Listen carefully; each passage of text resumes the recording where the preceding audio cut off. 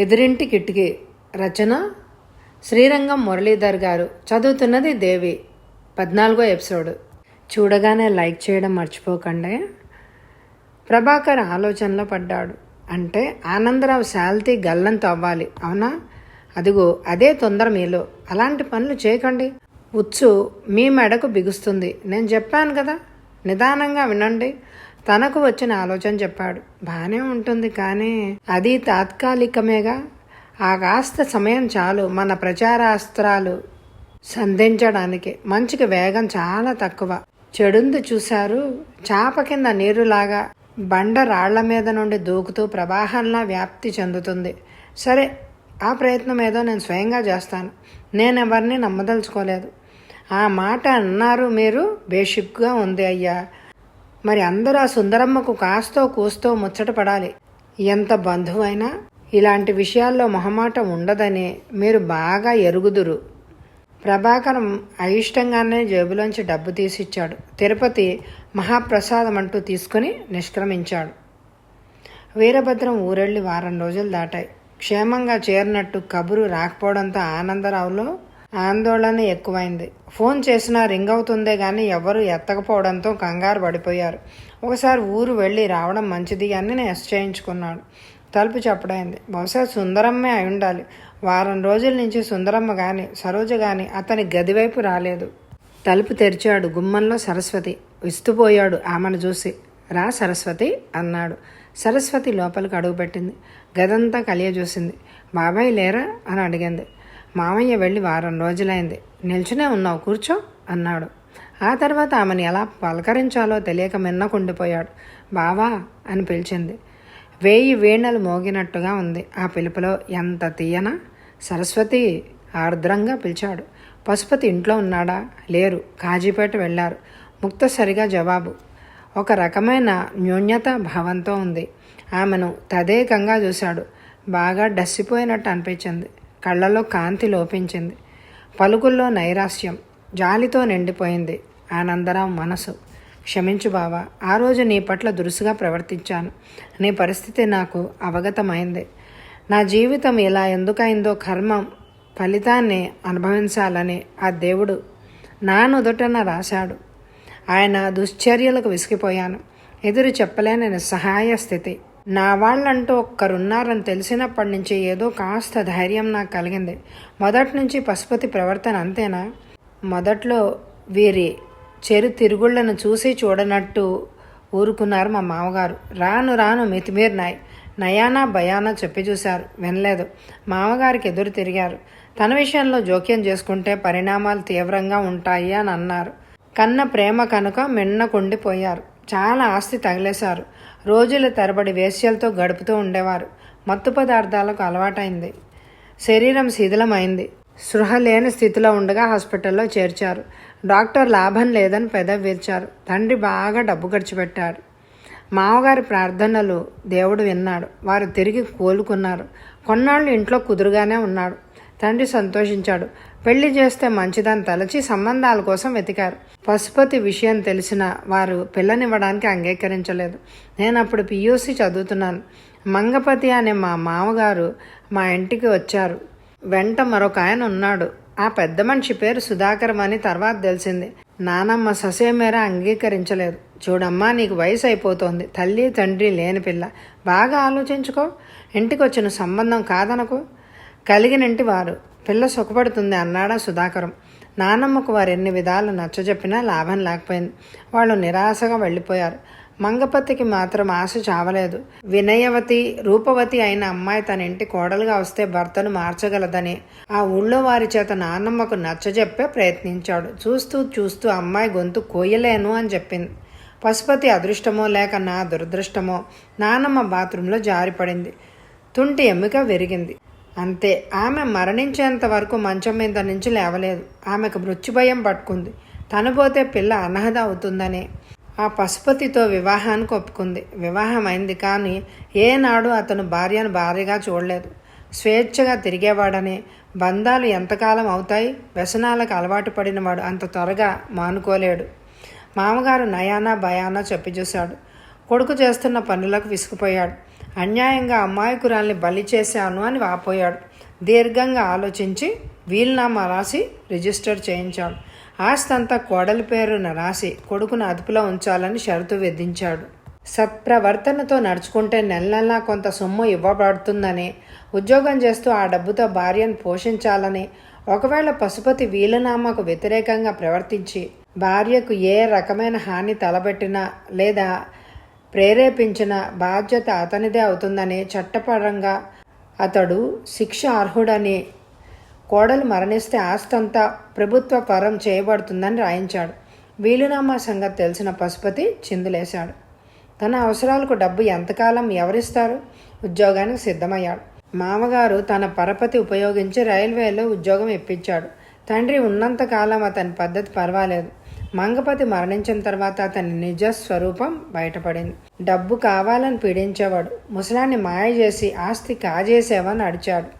మామగారితో అక్రమ సంబంధం ఉంది కాబట్టి కోడల మీద ప్రేమతో కొడుకుకు కాదని ఆస్తి రాశాడని చాలా నీచంగా మాట్లాడేవాడు, కొట్టేవాడు. ఆ దెబ్బలకు శరీరం అంతా గాయాలై నొప్పులతో మూలుగుతూ ఉంటే జాలైనా లేకుండా అర్ధరాత్రి ఇంటికొచ్చి అప్పుడు వంట చేసి వేడివేడిగా భోజనం వడ్డించాలి అని అరిచేవాడు. అతడికి కాజీపేట ట్రాన్స్ఫర్ అయింది. వెళ్ళక తప్పలేదు. చేతిలో డబ్బు ఉండాలంటే ఉద్యోగం చెయ్యక తప్పదు. వారంలో 5 రోజులు మనసుకు నిశ్చింతగా ఉంటుంది. శని ఆదివారాలు వస్తున్నాడంటే భయంగా ఉంటుంది. ఎప్పుడు ఎలా ప్రవర్తిస్తాడో తెలియదు. నరకం ఎక్కడో లేదనిపిస్తుంది. ఎందుకు బ్రతుకుతున్నానో తెలియదు. ఆస్తి రాసి మామగారు కక్ష తీర్చుకున్నారా అని అనిపిస్తుంది. భర్త ఉన్న ఒంటరిదాన్ని, నిస్సారమైన జీవితం. ఎన్నాళ్ళు సిగ్గు విడిచి చెప్తున్నాను. నేనింకా అనగ్రహత పుష్పాన్ని. ఆమె కళ్ళు ధారాపాతంగా వర్షిస్తున్నాయి. ఆనందరావు మనసు విలవిల్లాడింది. వీళ్ళు నామా ప్రకారం పశుపతి మీద నువ్వు చర్య తీసుకుని ఉండాల్సింది. అందువల్ల లాభం ఏంటి? పశుపతికి శిక్ష పడుతుంది. ఆ తర్వాత మళ్ళీ హింసించాడని నమ్మకం ఏంటి? ఎప్పటికన్నా ఘోరంగా ఉంటుంది. అధైర్యపడకు. నాకు కొంచెం వ్యవధి ఇవ్వు. పరిష్కరించడానికి ప్రయత్నిస్తాను. ఆ ధైర్యంతోనే నేను వచ్చాను. నన్ను ఆదుకునే వాళ్ళు ఇన్నాళ్లకు దొరికారు అనే ఆశతో నా బాధంతా చెప్పుకున్నాను. మొదటిసారి నేను చూసినప్పుడు నాలో కలిగిన స్పందన మర్చిపోలేనిది. నన్ను చూసినప్పుడు నీకేం గుర్తు రాలేదా? సరస్వతి శుష్క హాసం చేసింది. భయం బ్రతుకుల మధ్య నడుస్తున్నది నా జీవితం. నాకు జ్ఞాపకాలు ఎలా ఉంటాయి? వీరిరువురు మాట్లాడుకుంటూ ఉండగా హఠాత్తుగా మానస వచ్చింది. ఆనందరావు ఎవరో అమ్మాయితో అంత చేరువుగా కూర్చొని ఉండడం చూసి కించిత్ అసూయపడింది. అరే, అక్కడే నుంచుండిపోయారే, లోపలికి రండి. ఆనందరావు ఆమెను ఆహ్వానించాడు. సరస్వతి, వీరు మా కంపెనీ ఎండి గారు. పేరు మానస. ఈ అమ్మాయి నా మరదలు. ఎదురింట్లో ఉంటారు. భర్త పశుపతి రైల్వేలో పనిచేస్తున్నారు. సరస్వతి నమస్కరించింది. నా రాక వల్ల డిస్టర్బెన్స్ కాలేదు కదా అంది. చాచా, మీరు రావడం ఒక అందుకు మంచిదైంది. సరస్వతి విషయంలో మీ సహకారం కోరాలి అని అనుకున్నాను అని సరస్వతి పడుతున్న బాధలు పూసగుచ్చినట్టు చెప్పాడు. మానస చలించిపోయింది.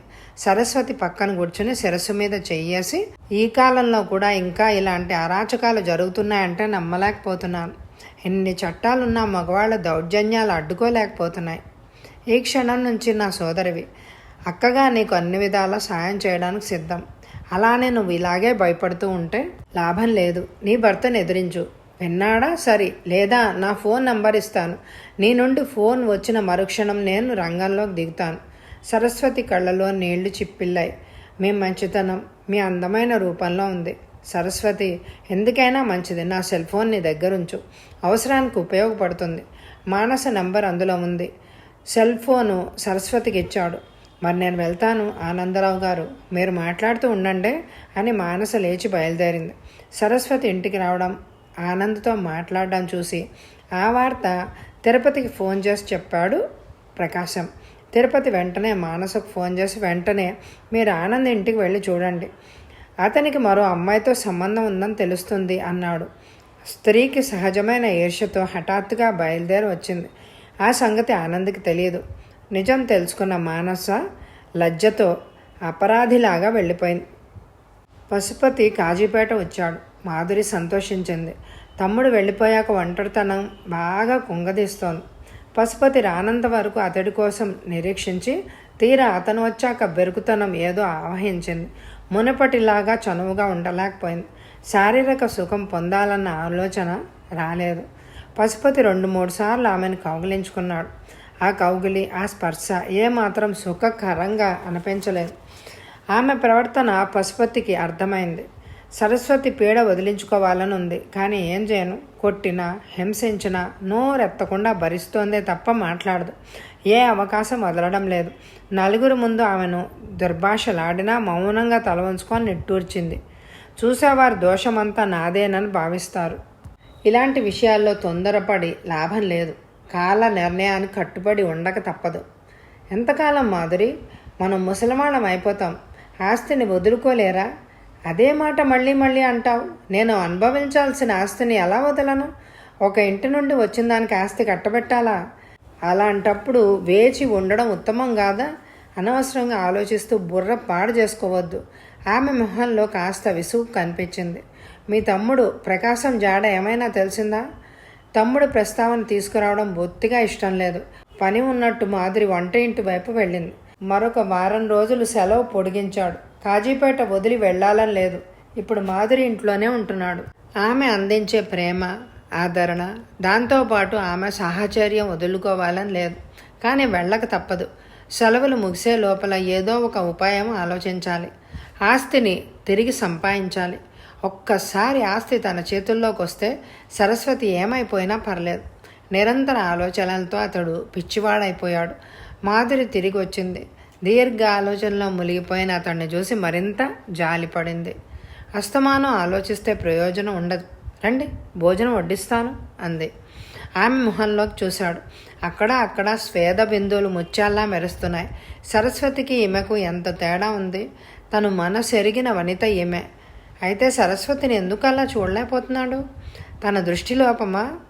ఏది ఏమైనా సరస్వతిని ఏనాడు భార్యగా స్వీకరించలేదు. ఆమె సాన్నిహిత్యం దుర్భరంగా ఉంటుంది. మాధురి కోసం సరస్వతిని చంపడానికి సిద్ధమే. కానీ ఆస్తి మాట ఏంటి? తన ఎలా వదులుకోగలడు? మళ్ళీ ఆలోచించడం మొదలుపెట్టారా? పశుపతి ఆమెతో పాటు లోపలికి నడిచాడు. ప్రకాశం, నాకు భయంగా ఉంది అంది సరోజ. డాబా మీద ఉన్నారు వాళ్ళిద్దరూ. భయం ఎందుకు? నేనున్నాగా. మనం త్వరలో పెళ్లి చేసుకుందాం. అంతవరకు ఆగొచ్చుగా. మనసులో ఇష్టంగానే ఉన్నా పైకి అయిష్టంగా అంది. దాగుడు మూతలాట నీకు తెలుసు కదా. ఇది అంతే. ఈ ఆటలో థ్రిల్లు ఉంది. ఆమెను హక్కున చేర్చుకున్నాడు. తొలి పురుష స్పర్శ. శరీరం వణికింది. ఆమె పెదవులను చుమ్మించాడు. సరోజకి ఏమిటోగా ఉంది. మరొక పక్క తప్పని మనసు హెచ్చరిస్తోంది. పెద్దమ్మకు తెలిస్తే నా తాట ఒలుస్తుంది. వదిలిపెట్టు అన్నదే గాని అతడి కౌగిలి నుండి విడిపోవాలనే లేదు. అతడి చేతులు ఎక్కడెక్కడో తాకుతున్నాయి. శరీరం వశం తప్పింది. అతడి చేష్టలకు ఆనందపడిపోతోంది. కోరిక తారాస్థాయికి చేరుకుంది. పావుగంట తర్వాత విడిపోయారు. సరోజ సిగ్గుతో తలంచుకొని గబగబా కిందకి వెళ్ళిపోయింది. ప్రకాశం విజయ్ గర్వంతో నవ్వుకున్నాడు. ఇప్పుడు సుందరమ్మ తనను కాదనలేదు. తన ప్లాన్కు అన్ని విధాలా సహకరిస్తుంది. తానేం చెప్పినా చచ్చినట్టు వింటుంది. తిరుపతి బాబాయ్ సలహా పనిచేసింది. ఇప్పుడు సరోజ తన చేతిలో కీలుబొమ్మ. పశుపతిని మట్టు పెట్టడం తర్వాయి. సరోజను తీసుకొని దూరంగా పారిపోతాడు. తన ఘనకార్యం తిరుపతి బాబాయ్కి చెప్పాలి అని అనుకున్నాడు. మొత్తం పని అయిపోయాక చెప్పడమే మంచిదనుకొని నెమ్మదిగా మెట్లు దిగి కిందకొచ్చి గదిలోకి వచ్చాడు. అంతా గాఢ నిద్రలో ఉన్నారు. సెక్రటరీ సంజ తీసుకొచ్చిన కాగితాలపై సంతకం చేస్తూ తలెత్తి ఆమెను చూశాడు తేరిపార. సంజ, నువ్వెక్కడుండేది? తన గురించి ఎప్పుడు అడగని ఆనందరావు అలా అడిగేసరికి ఆశ్చర్యంగా అతన్ని చూసింది. వర్కింగ్ ఉమెన్ హాస్టల్లో, యూసఫ్ గూడ. రోజు అంత దూరం నుండి ఆఫీస్కి ఎలా చేరుకుంటున్నావు? 2 బస్సులు మారొస్తాను. ఏదో ఆలోచించిన ఆనందరావు బజార్ నొక్కాడు. ఆఫీస్ బాయ్ రాగానే మేనేజర్ గారిని రమ్మన్నానని చెప్పు అన్నాడు. 5 నిమిషాల్లో మేనేజర్ గదిలోకి ప్రవేశించాడు. అతడిని కూర్చోమని, చక్రధరం గారు, మన స్టాఫ్కు మీరు కలిగించిన సౌకర్యాలేంటి? హఠాత్తుగా అతను వేసిన ప్రశ్నకు తెల్లబోయాడు. మీరు చెప్పలేకపోతున్నారంటే మీ దగ్గర సమాధానం సిద్ధంగా లేదు. అవునా? మీరు చేయవలసిన పని ఏమిటో చెప్తాను, నోట్ చేసుకోండి. అందరి దగ్గర వివరాలు సేకరించి నాకు చెప్పండి. ఈ లోపల మీరు మన సెక్రటరీకి రోజు ఆఫీస్ కారులో వచ్చి వెళ్లేందుకు ఏర్పాటు చేయండి. సొంత వాహనాలు గలవాళ్లను వదిలేసి బస్సులో వచ్చేవారి జాబితా మరియు అడ్రస్లు తయారు చేయండి. బస్సు ఖర్చులు ఇంతని లెక్కవేసి మన కంపెనీ తరఫున బస్సులు ఏర్పాటు చేయాలి. ఈ లోపల చైర్మన్ గారు అనుమతి తీసుకుంటాను, మీరే ఆ పని మీద ఉండండి. సంజయ్ తన సీట్లోకి వెళ్ళి కూర్చోబోతుండగా రిసెప్షన్ కౌంటర్లోంచి ఫోన్ వచ్చింది. Madam, Himayat Nagar police station inspector గారు వచ్చారు. ఆనందరావు గారిని చూడాలని చెప్తున్నారు. వారిని కూర్చోమని చెప్పండి. సార్ చైర్మన్ గారి దగ్గరికి వెళ్ళారు. వారు తిరిగి సీట్లోకి రాగానే తెలుపుతాను. ఇన్స్పెక్టర్ ఎందుకు వచ్చి ఉంటాడా అని ఆలోచించసాగింది. 5 నిమిషాల తర్వాత సంజయ్ వెళ్ళింది. ఆనందరావు క్యాబిన్లోకి వెళ్ళడం చూసి అతను వెనకే వెళ్ళి, హిమాయత్ నగర్ పోలీస్ ఇన్స్పెక్టర్ మిమ్మల్ని కలవాలని వచ్చాడు. ఆనందరావుకి కాస్త ఆశ్చర్యంగా, నాతో ఏం పని? సరే పంపండి అన్నాడు. ఇన్స్పెక్టర్ లోపలికి వచ్చాడు. ఎదురుగా కూర్చున్నాడు. చెప్పండి ఇన్స్పెక్టర్ గారు, ఏం పని మీద వచ్చారో? అతడు మాట్లాడకుండా జేబులోంచి సెల్ ఫోన్ తీసి టేబుల్ మీద ఉంచాడు. దాని వంక ఇన్స్పెక్టర్ వంక అర్థం కానట్టు చూశాడు. ఈ సెల్ మీదేనా? చూడండి. సెల్ చేతుల్లోకి తీసుకుని చూసి, అరే ఈ సెల్ ఫోన్ మీ దగ్గరికి ఎలా వచ్చింది? ఇది మీదేనా? అవును. ఈ ఫోన్ 2 రోజుల క్రితం మా బంధువుల అమ్మాయికి ఇచ్చాను అన్నాడు మరింత ఆశ్చర్యంగా. ఇన్స్పెక్టర్ అతని ముఖంలోకి కనిపిస్తున్న భావాలను పరిశీలనగా చూశాడు. ఆనందరావులో కంగారు ప్రారంభమైంది. సరస్వతి ఏదైనా ప్రమాదానికి గురైందా? ఇన్స్పెక్టర్ దగ్గర ఈ సెల్ ఫోన్ ఎందుకుంది? చెప్పండి ఇన్స్పెక్టర్ గారు. మౌనంగా ఉండిపోయారు. ఈరోజు మా స్టేషన్లో మీ మీద కంప్లైంట్ ఇవ్వబడింది. ఎంక్వైరీ చేయమని పైనుండి ఆర్డర్స్ వచ్చాయి. కంప్లైంట్ ఇచ్చారా? ఎవరు? ఎందుకు? తన భార్య కనిపించడం లేదని, మీరే ఆ పని చేసుంటారని ఆమె భర్త పశుపతి స్టేషన్కు ఈ ఉదయం వచ్చి రిపోర్ట్ చేశాడు. అందుకు సాక్ష్యంగా మీ సెల్ ఫోన్ అతని ఇంట్లో దొరికిందని చెప్పాడు. ఏమిటి, సరస్వతి కనిపించడం లేదా? ఇన్స్పెక్టర్ గారు, ఖచ్చితంగా ఆ పని అతనే చేసి ఉంటాడు. సరస్వతి ఎవరో కాదు, నా మేనత్త కూతురు. నాకు మరదలవుతుంది అని పశుపతి భార్యతో ఎలా వ్యవహరిస్తుంది చెప్పాడు. ఆమె భర్త వల్ల ఎన్ని బాధలు పడుతున్నది ఎంక్వైరీ చేస్తే తెలుస్తుంది అన్నాడు. సరస్వతి తన గదికి రావడం, తన కూడా వెళ్ళబోసుకోవడంతో అవసరానికి సెల్ ఫోన్ ఉంటుందని తానే ఇచ్చానని చెప్పాడు. పశుపతి మీరే సరస్వతిని మాయం చేశారు అని అంటున్నాడు. ఒకవేళ మీరు చెప్పినట్టు అతడు ఆమెను ఏదైనా చేసి ఉంటే ధైర్యంగా పోలీస్ స్టేషన్కి వచ్చి కంప్లైంట్ ఎందుకు ఇస్తాడు? ఎంతగా ఉంది. సరస్వతిని నేను కిడ్నాప్ చేయడం ఏంటి? అతడి మాటలు మీరెలా నమ్ముతారు? మీ మాటలు నమ్మడానికి రుజువులు ఏమున్నాయి?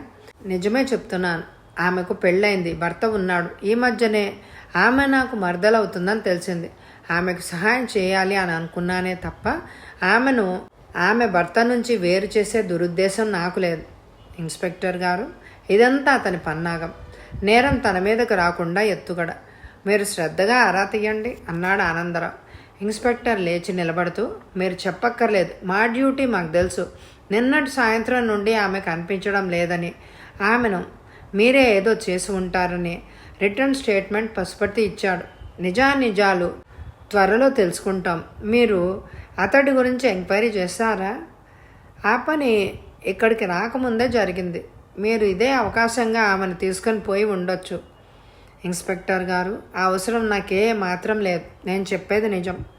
నేను నమ్మాలంటే మీరు నిజం చెప్పండి. నిజంగా ఈ విషయం మీరు వచ్చి చెప్పేదాకా సరస్వతి ఇంట్లో లేదు అన్న సంగతి నాకు తెలియదు. మీరు అతనితో 2 సార్లు గొడవ పడ్డారు, అవునా? నేనేమీ గొడవ పడలేదు. అతడే గొడవ పెట్టుకున్నాడు. ఆ 2 సందర్భాల్లో జరిగింది ఇన్స్పెక్టర్కి చెప్పాడు. అతడు చెప్పిందంతా శ్రద్ధగా విన్నాడు. అయితే మీకు సరస్వతి మాయమైన సంగతే తెలియదంటారు, సాలోచనగా అన్నాడు. నేనేది దాచకుండా మీకు చెప్పాను. సరస్వతికి ఏదైనా హాని పశుపతి వల్ల జరిగి ఉండొచ్చని భయంగా ఉంది. సరే, అవసరమైతే మళ్ళీ రాక తప్పదు. మీరు ఈ సిటీ వదిలి వెళ్ళకూడదు. ఇన్స్పెక్టర్ ఆఫీస్ దాటుతుండగా జేబులో సెల్ మోగింది.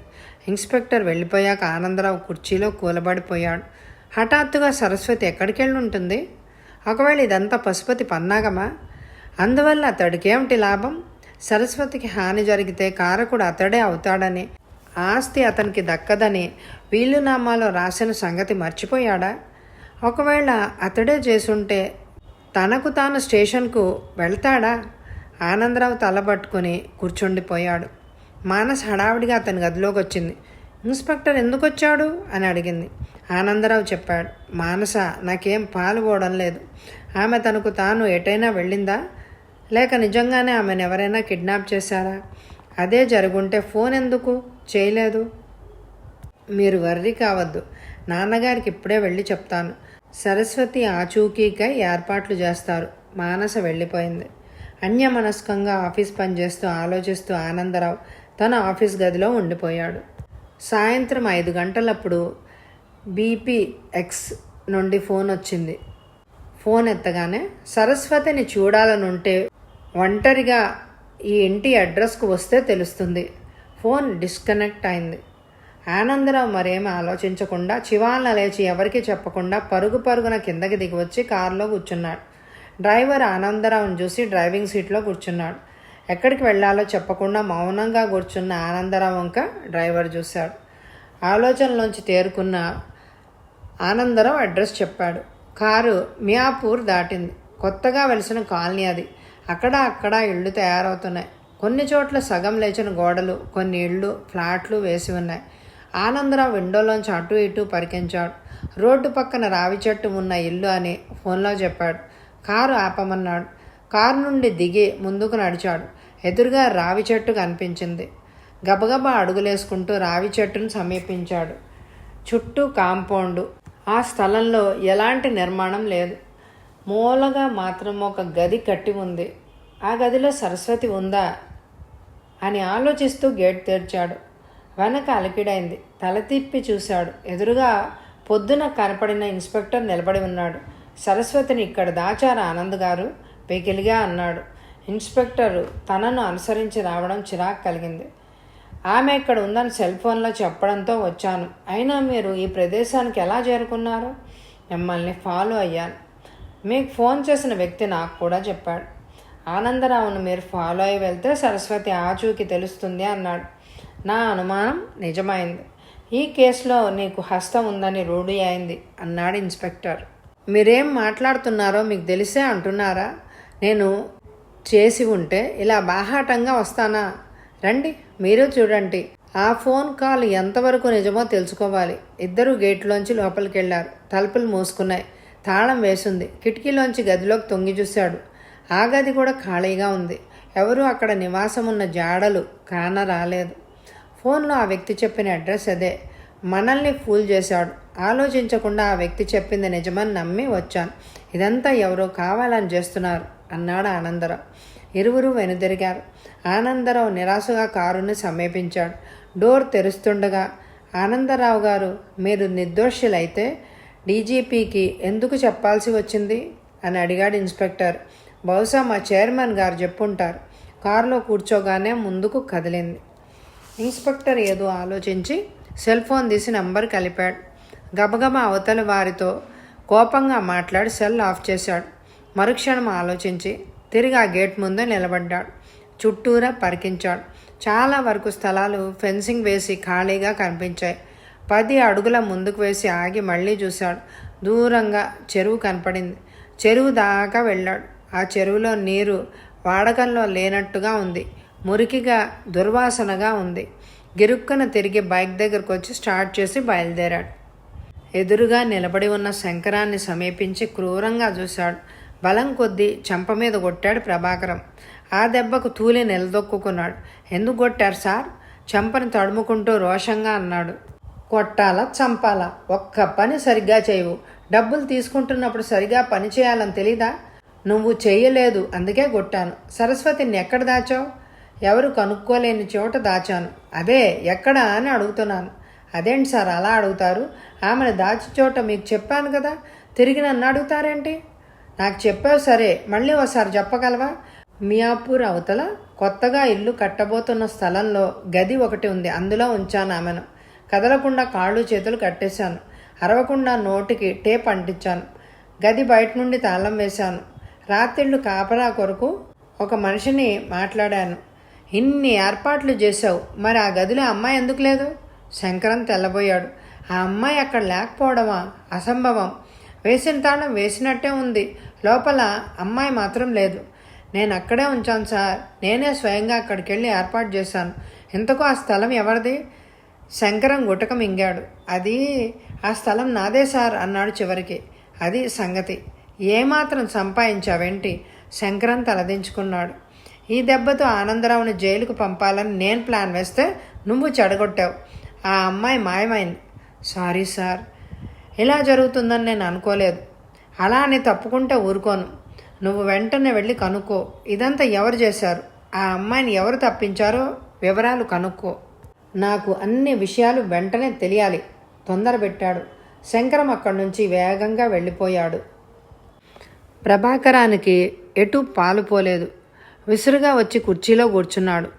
తిరుపతి సమీపించి, సార్, నా ఉద్దేశంలో ఇదంతా ఏదో నాటకంలా ఉంది. ఆ అమ్మాయిని అక్కడి నుంచి తప్పించేసి ఏమీ తెలియనట్టు నటిస్తున్నాడు అని అనిపిస్తోంది అన్నాడు. మీరంతా ఒట్టి వెధవలు. ఉదయం నుండి ఆనందరావు ఆఫీస్ వదిలి బయటికి రాలేదు. మరి అతను కాకపోతే మరెవరు చేసి ఉంటారు? కొంపతీసి ఆమెను తప్పించిన వ్యక్తి ఆమెను సరాసరి పోలీస్ స్టేషన్కు తీసుకెళ్తే ఆమె రిపోర్ట్ ఆధారంగా ఆనందరావుపై కంప్లైంట్ అబద్ధమని అయిపోదు. పోలీసు వాళ్ళు ఎవరు చేశారని పరిశోధన ప్రారంభిస్తే మొదటిగా మోసం వస్తుంది. అబ్బా, ఏం చేయాలో తెలియక నేను ఆలోచిస్తూ ఉంటే మధ్యలో నీ సన్నాయ నొక్కులు. నోరు మూసుకొని వెళ్ళు. నన్ను ఒంటరిగా ఉండని. తిరుపతి అక్కడి నుంచి తప్పుకోవడం మంచిదని భావించి గది బయటకు వచ్చాడు. ఒకవేళ సరస్వతి ఇంటికి తిరిగి వస్తే ప్రకాశం తలపెట్టిన పని ఆగిపోతుంది. ఈ విషయంలో ప్రకాశాన్ని హెచ్చరించాలి. ప్రకాశానికి ఫోన్ చేశాడు. ప్రకాశం, నేను చెప్పే జాగ్రత్తగా విను. పశుపతి ఇంట్లోనే ఉన్నాడా? ఉన్నాడు బాబాయ్. నా గొడవ చేస్తున్నాడు. వాళ్ళని వీళ్ళని పిలిచి తన భార్య లేచిపోయిందని చెప్పాడు. అరిచాడు. భార్య నా తిట్లు తిట్టాడు. పోలీస్ స్టేషన్లో రిపోర్టు రాయించిచ్చాట.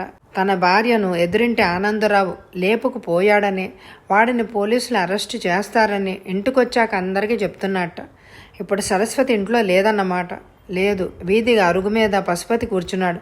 పిచ్చివాడిలాగా ఒకసారి, ఉన్మాదిలా ఒకసారి ప్రవర్తిస్తున్నాడు. సరస్వతి లేదని నువ్వు రూఢి చేసుకోముందు ఈ రాత్రికే నువ్వు అనుకున్న పని చేసాయి. గదిలో ప్రభాకరం అలాగే కూర్చుండిపోయాడు. తిరుపతి అన్నట్టుగా సరస్వతి పోలీసుల ముందు స్టేట్మెంట్ ఇస్తే అంతా తారుమారు అవుతుంది. ఆనందరావు అదృష్టం బాగుంది. వసుంధర కాస్మెటిక్స్ పైన ప్రతీకారం తీర్చుకోవాలి అని అనుకున్నాడు. తన ప్రయత్నం బెడిసి కొట్టింది. హిమాయత్ నగర్ పోలీస్ ఇన్స్పెక్టర్ వల్ల ఎలాంటి సహాయం దొరకదని తేలిపోయింది. వ్యవహారం డీజీపీ దృష్టికి వెళ్ళింది. తను జాగ్రత్తగా ఉండాలి. ఫోన్ మోగింది. రిసీవర్ ఎత్తాడు. అవతల నుంచి వచ్చిన వార్త విని హతాశుడయ్యాడు. ఆనందరావుకి ఇంటికి వెళ్ళాలి అని అనిపించలేదు. కారు ట్యాంక్ బండి సమీపిస్తుండగా డ్రైవర్ని కారు ఆపమన్నాడు. కారు ఆగింది. డోర్ తీసుకొని కిందకి దిగి గ్యారేజీలో కారు పెట్టేసి ఇంటికి వెళ్ళిపోమన్నాడు. డ్రైవర్ తలుపు వెళ్ళిపోయాడు. సరస్వతిని ఎవరు తీసుకెళ్లారు? కళ్ళు మూసుకుంటే చాలు ఆమె దీన వదనం ప్రత్యక్షమవుతోంది. సహాయం చేస్తానని మాటిచ్చాడు, కానీ నెరవేర్చలేకపోయాడు. పూర్తిగా పశుపతి ఎందుకు బాధ్యుడు? అతన్ని ఏం చేసినా పాపం లేదు. తన చిన్ననాటి స్నేహితురాలు చిక్కుల్లో పడింది. ఆమెను గురించి ఆలోచనలతో మనసంతా వికలమవుతోంది. మర్చిపోవాలని కొంతసేపైనా విశ్రాంతి కావాలి తనకు. ఎదురుగా బార్ అండ్ రెస్టారెంట్ కనపడింది. అందులోకి అడుగుపెట్టాడు. సన్నని రణగొణ ధ్వనులు, నవ్వులు వినిపించారు. వెయిటర్ వచ్చి ఒక టేబుల్ చూపించాడు. మెనూ కార్డు ఇచ్చి నిల్చున్నాడు ఆర్డర్ కోసం. అతనికి కొత్తగా ఉంది. మళ్ళీ పిలుస్తానన్నాడు. వెయిటర్ పక్క టేబుల్ దగ్గరికి వెళ్ళాడు. సెల్ ఫోన్ మోగింది. స్విచ్ ఆన్ చేసి చెవి దగ్గర పెట్టుకున్నాడు. మానస మాట్లాడుతోంది. నాన్నగారు మిమ్మల్ని అర్జెంటుగా ఇంటికి రమ్మంటున్నారు. ఎక్కడున్నారు? ట్యాంక్ బండ్ దగ్గర బదులు పలికాడు.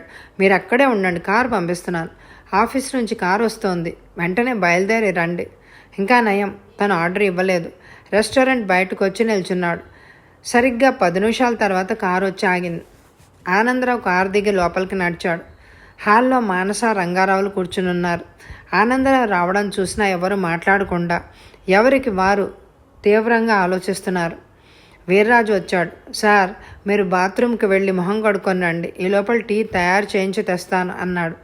ఆనందరావు టాయిలెట్ రూమ్లోకి వెళ్ళి తిరిగి వచ్చాడు. వీర్రాజు తెచ్చిన టీ తాగడంలో అలసిన శరీరానికి ఊరట కలిగింది. రంగారావు గారు తీక్షణంగా ఆనందరావు వంక చూశాడు. ఆనందరావు, ఆఫీస్కి పోలీస్ ఇన్స్పెక్టర్ వచ్చి మిమ్మల్ని ఎంక్వైరీ చేసినట్టుగా నాకెందుకు చెప్పలేదు? సార్, మానస మీకు చెప్పి ఉంటుంది అని అనుకున్నాను. సాయంత్రం సంగతులు ఏంటి? మీకు ఫోన్ రావడం, ఎవరికి చెప్పకుండా ఆఫీస్ వదిలి వెళ్ళడం ఏమిటంటారు? పై అధికారి అనుమతి అవసరం లేదనుకున్నారా? ఆ విషయం కనీసం మానసకెందుకు చెప్పలేకపోయారు? నిజమే, నా వల్ల పొరపాటు జరిగింది. సరస్వతి మాయమైందని తెలిసినప్పటి నుంచి నాకేం చేయాలో తోచడం లేదు. అదరా బదరాగా వెళ్ళిపోయాను. సరస్వతి కనిపించిందా మరి? లేదండి. ఫోన్లో ఆ వ్యక్తి అబద్ధం చెప్పాడు. నీ ఆలోచన పటిమ అయింది. మా విషయాల్లో అన్ని జాగ్రత్తలు చెప్పిన వాడివి నీ విషయంలో ఎందుకు ఏమరపాటుగా ఉన్నావు? అది శత్రువుల పన్నుగడని ఎందుకు ఆలోచించలేకపోయావు? అంత దూరం నేను ఆలోచించలేకపోయాను. మన చీఫ్ సెక్యూరిటీకైనా చెప్పి ఉండాల్సింది. ఒక పక్క ఇన్స్పెక్టర్ నిన్ను అరెస్ట్ చేయాలని రెడీగా ఉన్నాడు. నీ వెనుక ఇన్స్పెక్టర్ నిన్ను అనుసరిస్తూ వచ్చాడు. ఎందుకు? అక్కడ సరస్వతి నిజంగా ఉండి ఉంటే ఈ పాటికి నువ్వు ఊచలు లెక్క పెడుతూ ఉండేవాడివి. కానీ అక్కడ సరస్వతి లేదు అన్నాడు అమాయకంగా. మానస చోద్యం చూస్తున్నట్టుగా నవ్వుతూ కూర్చుంది. ఆ అమ్మాయి అంటే నీకు చాలా అభిమానం, ఇష్టం అయి ఉండాలి. ఆమె పట్ల గల ఆదుర్దా చూస్తుంటే నాకు అలా అనిపించడంలో తప్పు లేదు, అవునా?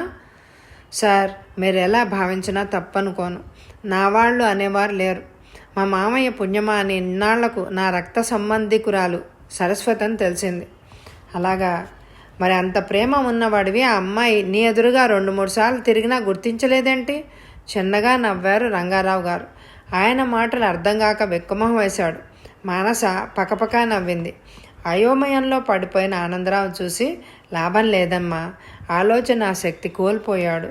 ఇలా రామ్మ సరస్వతి అన్నాడు. సరస్వతి ఎదురుగా వచ్చి నించుంది. ఆనందరావు కళ నిజమా అన్నట్టు ఆమెను చూస్తూ ఉండిపోయాడు. ఈ అమ్మాయి నీ మరదలు సరస్వతో కాదో చెప్పవయ్యా బాబు. సరస్వతి అతడికి దగ్గరగా వచ్చి బావా అంది. ఆనందరావు చటాలున లేచి, నువ్వు ఇక్కడికి ఎలా వచ్చావు? నిన్నట్నుంచి ఏమైపోయావు అన్నాడు ఆతృత నిండిన కంఠంతో. ఒక మహానుభావుడి దయ వల్ల నేను ఇక్కడికి రాగలిగాను. నిన్నెవరో కిడ్నాప్ చేశారని తెలిసినప్పటి నుంచి నేను చాలా కంగారు పడ్డాను. ఇప్పుడు నా మనసు కుదుట పడింది గాద్గదిక స్వరంతో అన్నాడు. సరస్వతి చలించిపోయింది. తన గురించి ఆరాటపడే భావం ఉన్నాడు. దుఃఖం కట్టలు తెంచుకుంది. బావా అంటూ అతని భుజం మీద తల అంచి బోరున విలపించింది. ఆనందరావు కన్ను కొన్నల నుంచి కన్నెట్టి బొట్లు రాలాయి. నమస్కారం రంగారావు గారు, అప్పటికే అక్కడికి వచ్చిన వ్యక్తి అన్నాడు. రండి త్రివేది గారు. రంగారావు లేచి ఆహ్వానించాడు. అందరూ సోఫాల్లో ఆసీనులయ్యారు. వీరు పంకజ్ త్రివేది గారు, ఐపీఎస్, ప్రస్తుతం సర్వీస్లో లేరు. భ్రష్టు పట్టిన రాజకీయ వ్యవస్థలో ఇమడలేక 5 ఏళ్ల క్రిందట రాజీనామా చేశారు. ఈ దేశ సమర్థుడైన నిజాయితీ గల అధికారిని చేజార్చుకుంది. ఖాళీగా ఉండలేక నా ప్రోత్సాహంతో స్పై ఏజెన్సీని స్థాపించి ఆ పన్నులను ఆదుకుంటూ ఉంటారు. నేర పరిశోధనలో అద్వితీయుడు.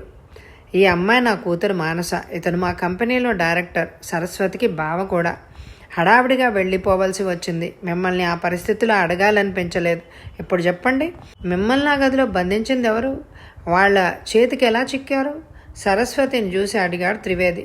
నిన్న సాయంత్రం పశుపతి ఇంటికి వచ్చాడు. దారిలో ఎవరు చెప్పారో గాని రావడమే తడువుగా అరవడం మొదలుపెట్టాడు. సిగ్గు లేకుండా ఆనందరావు ఇంటికి ఎందుకు వెళ్ళావని అడిగాడు. నాకు చెప్పకుండా నువ్వెందుకు వెళ్ళావు? వాడికి నీకు సంబంధం ఏమిటి అని కేకలేశాడు. నేను సమాధానం చెప్పకుండా నిలబడ్డాను. అతనికి రుచించలేదు. నడుపుకున్న బెల్ట్ తీసి కొట్టాడు. మౌనంగా దెబ్బలు సహించాను.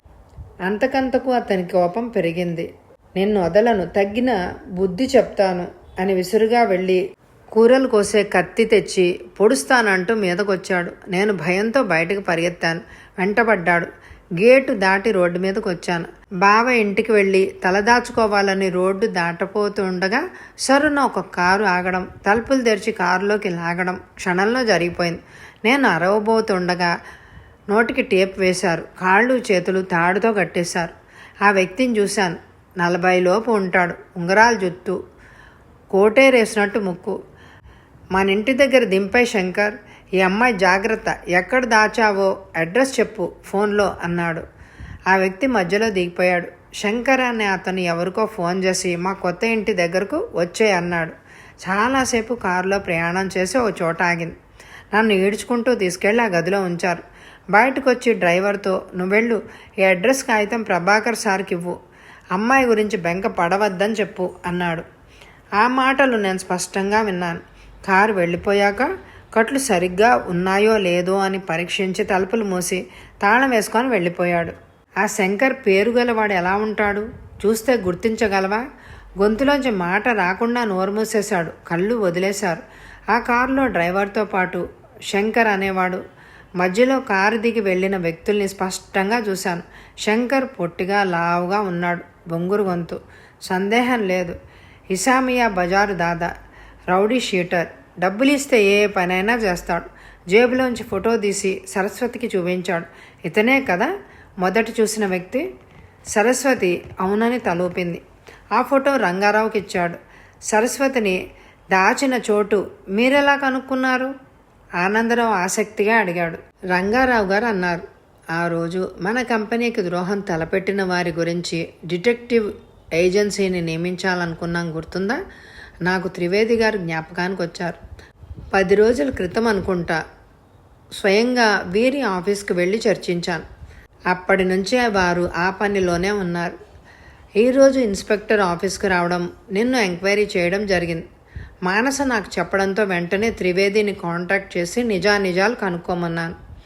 అవును, శంకర్ ఈ కేసులో ఉన్నాడని ఊహించి కాపలాగా ఉన్న మనిషి కోసం ప్రయత్నించాను. సాయంత్రం నీకు ఫోన్ వచ్చింది. సరస్వతి కోసం నువ్వు బయలుదేరావు. ఆఫీస్ ఫోన్లో సంభాషణ రికార్డ్ అవుతోందని తెలుసు కదా. చీఫ్ సెక్యూరిటీ నాకు వెంటనే తెలుపగానే నేను రంగంలోకి దిగాను. మీరు ఇన్స్పెక్టర్ అక్కడికి చేరకముందే నేను వెళ్ళి సరస్వతిని విడిపించి రంగారావు గారు చెప్పిన విధంగా ఆ అమ్మాయిని రంగారావు గారి ఇంట్లో దింపేసి వెళ్ళాను. నేను కాస్త ఆలస్యం చేసి ఉంటే సరస్వతి అక్కడ ఉండడం చూసి ఇన్స్పెక్టర్ మిమ్మల్ని అరెస్ట్ చేసి తీసుకువెళ్ళేవాడు అన్నాడు త్రివేది. ఇదంతా ప్రభాకరం ఎందుకు చేస్తున్నట్టు? మీ కంపెనీ అభివృద్ధి ఓర్వలేకపోతున్నాడు. మిమ్మల్ని అరెస్ట్ చేస్తే కంపెనీ వ్యవహారాల్లో ఆటంకం కలుగుతుంది అని అనుకున్నాడు. అతడు మా అమ్మను, మా తోటమాలి వెంకటయ్యను చంపాడు. నాకు తెలుసు. ప్రభాకరం చాలా తెలివైనవాడు. రుజువులు సాక్ష్యాలు లేకుండా చేయగలడు. సరస్వతిని కూడా చంపేసేవాడు. అప్పుడు నేరమంతా ఆనందరావు మీదకి మళ్ళేది. సరస్వతి భయంతో కంపించిపోతోంది. ఇప్పుడు సరస్వతి ఏం చేయాలి? సరాసరి పోలీస్ ఇన్స్పెక్టర్ దగ్గరికి వెళ్ళి కంప్లైంట్ ఇవ్వాలా అని అడిగారు రంగారావు గారు. నేను డీజీపీ గారితో మాట్లాడాలని ప్రయత్నించాను. వారు నాకు మంచి మిత్రుడే కాకుండా మా ఇద్దరిది ఒకటే బ్యాచ్. వారేదో ఫంక్షన్ ఉన్నదని వెళ్ళారట. ఉదయం మాట్లాడతాను. వారి సలహా ప్రకారం చేద్దాం. మానస గారు, మీరేమీ వర్రీ కావద్దు. త్వరలోనే ఆ వ్యక్తికి తగిన శాస్తి జరుగుతుంది. అతను తప్పించుకోలేని విధంగా కేసు ఫైల్ తయారు చేస్తాను.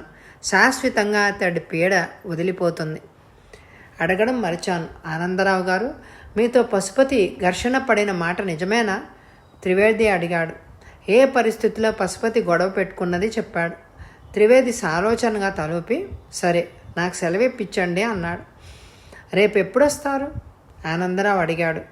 సుమారు 11 గల్లా వచ్చేస్తాను అని చెప్పి వెళ్ళిపోయాడు.